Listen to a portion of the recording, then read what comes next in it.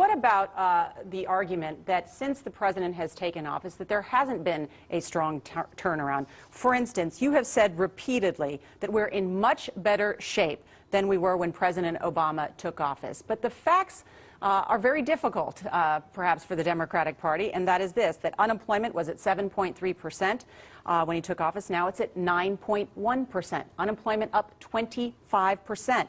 11.1 million were unemployed then compared to almost 14 million unemployed now.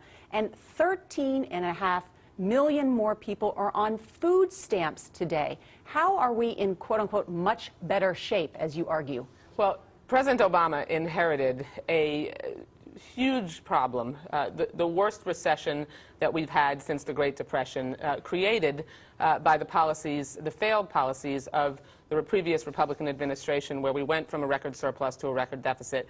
And so working our way out of that problem is incredibly challenging. But the fact remains that before President Obama took office, Nora, we were bleeding 750,000 jobs a month. The economy was in free fall. We were on the precipice of economic disaster. And now, 2.5 years later, although we have a long way to go, and we need to work together and come together to get the economy to continue to move, we've created 2.4 million private sector jobs, 17 straight months of private sector job growth. So we have begun to turn things around. We acknowledge that we have a long way to go, and we are certainly no longer in free fall. We've just got to keep our nose to the grindstone and keep focused. But how do you draw a contrast?